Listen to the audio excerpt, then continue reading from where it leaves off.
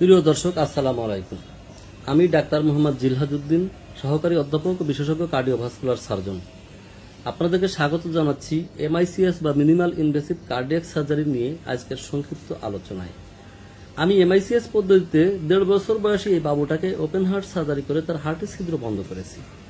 MICS বা minimal invasive cardiac surgery হল heart অপারেশনের সর্বাধুনিক পদ্ধতি।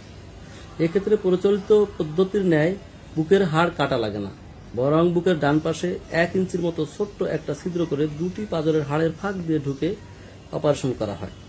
এ কারণে অপারেশনের ধকল বিবেচনায় এমআইসিএস কিছুটা ছোট প্রসিডিউর। এমআইসিএস করলে অপারেশন পরবর্তী ব্যথা যন্ত্রণা এবং জটিলতা কম হয়, রোগীর মৃত্যুর ঝুঁকিও কম থাকে এবং রোগী দ্রুতই সুস্থ হয়ে বাড়ি ফিরে যেতে পারে। এই বাবুটাকেই দেখেন না, জন্মের কিছুদিন পর থেকেই তার অসুস্থতা শুরু হয়। পরীক্ষা নিরীক্ষার পর তার হার্টে বড় একটা ছিদ্র ধরা পড়ে।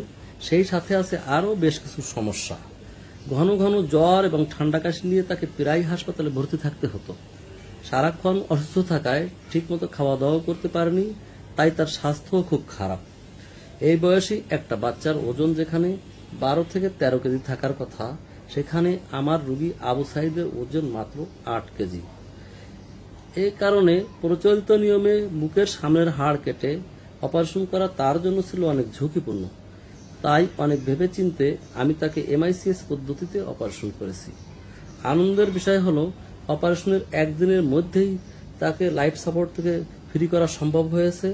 সেই সাথে তার শরীরের সংযুক্ত সকল ড্রেন টিউব এবং অন্যান্য সাপোর্ট সিস্টেম খুলে তাকে অনেকটাই স্বাভাবিক জীবনযাপনের উপযুক্ত করে তোলা সম্ভব হয়েছে।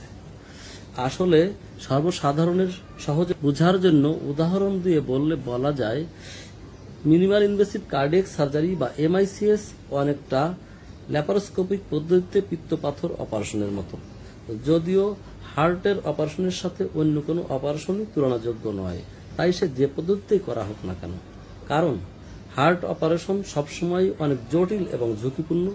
এক্ষেত্রে সার্জিক্যাল টিমকে অধিকতর দক্ষ হতে হয়। আর এমআইসিএস করলে তো কোনো কথাই নেই, এখানে সার্জনের থাকতে হয় সর্বোচ্চ পর্যায়ের দক্ষতা, প্রয়োজন হয় বিশেষ ধরনের যন্ত্রপাতি।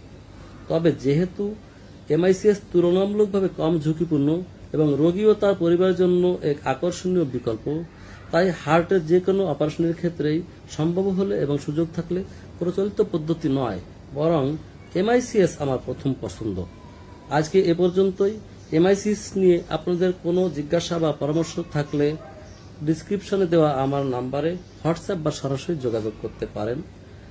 আমার পোস্টগুলো জনসচেতনতামূলক, তাই বেশি করে শেয়ার করবেন।